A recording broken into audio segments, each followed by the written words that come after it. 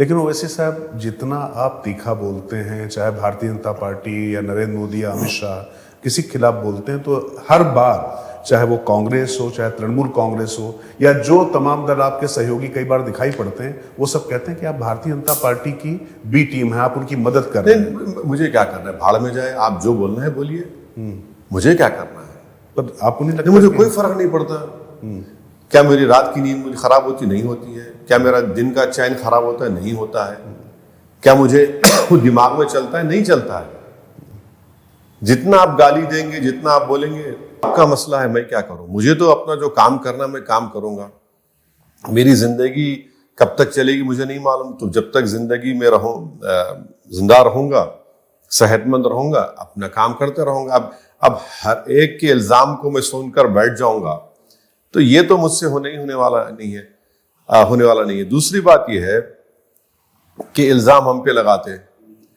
ये बताइए, 2019 जून जुलाई में अमित शाह ने यूएपीए कानून को और खराब कर दिया अमेंड करके। किसने सपोर्ट किया भाई? कांग्रेस ने सपोर्ट किया। किसने वॉकआउट किया? टीएमसी ने वॉकआउट किया। नहीं, सुन तो लीजिए। 2008 में चिदम्बरम, 9 में चिदम्बरम ने यूएपीए को बनाया कोटा घटाकर। मैं यूपीए को सपोर्ट कर रहा था, तब भी उसके खिलाफ वोट दिया। इसको बोलते कंसिस्टेंसी। और आज जिन 2 बच्चों को बेल नहीं हुई, वही चिदम्बरम साहब के कानून पर और उमर खालिद का डेफिनेशन जो टेररिज्म का था, जिसका मैं अपोज किया था, मेरी स्पीच उठाकर देख लीजिए आप। फिर उस पर आप वो कानून आप बना रहे। स्टैन स्वामी, 85 साल का एक बूढ़ा, जिसको स्ट्रॉ नहीं मिला, जेल के अंदर मर गया। क्यों? यूएपीए उस पर था। ये आपका है। दूसरी बात, तमिलनाडु में इलेक्शन हम नहीं लड़ रहे हैं। हमारी पार्टी ने फैसला किया कि हम डीएमके की सपोर्ट करेंगे। राजा साहब जो हमारे साथ उस वफ़द की कमेटी में थे, उन्होंने मुझसे बात की, शुक्रिया अदा किया। बल्कि स्टालिन साहब से मुझे फोन से बात कराया और था thank you for supporting us. वहां पे क्या हूं मैं? तेलंगाना में एक बाई इलेक्शन था जुबली हिल्स में, वहां पर हमने सपोर्ट की नवीन यादव की, वो कामयाब होगा जब हम क्या थे। बिहार में राज्यसभा का इलेक्शन हुआ, हमारे 5 एमएलए वोट दिए एडी सिंह साहब को, बड़ा बेहतरीन आदमी है वो। किसने वोट नहीं दिया उनको? किस वजह से हार गए? मेरी वजह से हारे। यही तो हम बोल रहे हैं कि आप ये समझते हैं कि हम चौधरी हैं सेकुलरिज्म के, और बीजेपी आरएसएस समझती है कि हम चौधरी हैं नेशनलिज्म के। मुझे आपकी दुकान, आपको मुबारक, मुझे आपकी दुकान पर आकर सर्टिफिकेट देने की जरूरत नहीं है। मैं अपना काम करता रहूंगा। अरे आप होते कौन है भाई? मुझे आप 3 बार नरेंद्र मोदी देश के प्रधानमंत्री, भारत की जनता ने उनको बनाया। आपने रोकने की क्या कोशिश की उनको? इंडी गठबंधन बनाया तो था नहीं, 3 मर्तबा सर। तो नहीं, आप तो नाकाम हो गए ना।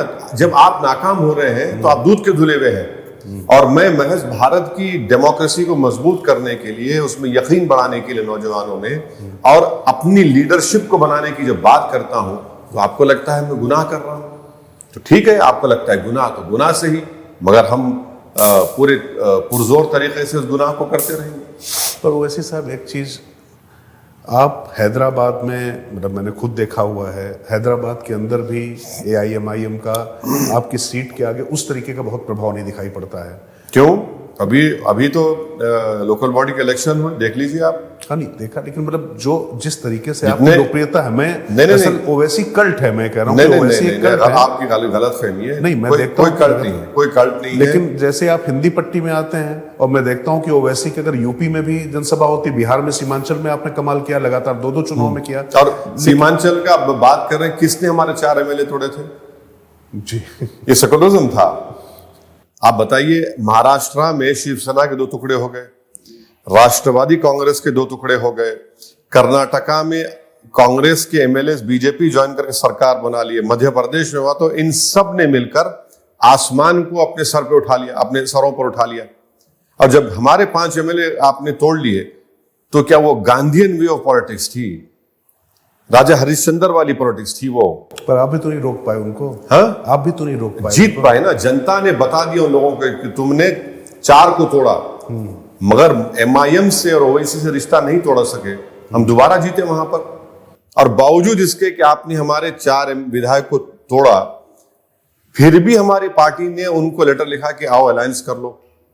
क्यों? क्योंकि हम नहीं चाहते थे कि NDA जीते, मगर आप अहंकार गुरूर में डूबे हुए थे।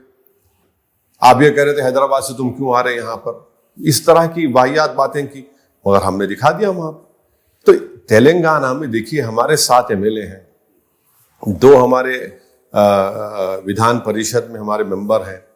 हैदराबाद में हमारे 44 कॉर्पोरेटर जीते थे।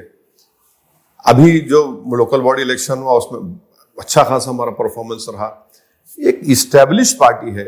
महाराष्ट्र में अब चले जाइए, कितने कॉर्पोरेटर जीते कांग्रेस के, कितने जीते दूसरे पार्टीज के। मुंबई में, औरंगाबाद में हमारे कितने जीते, 33-34 लीडर ऑपोजिशन हमारा है।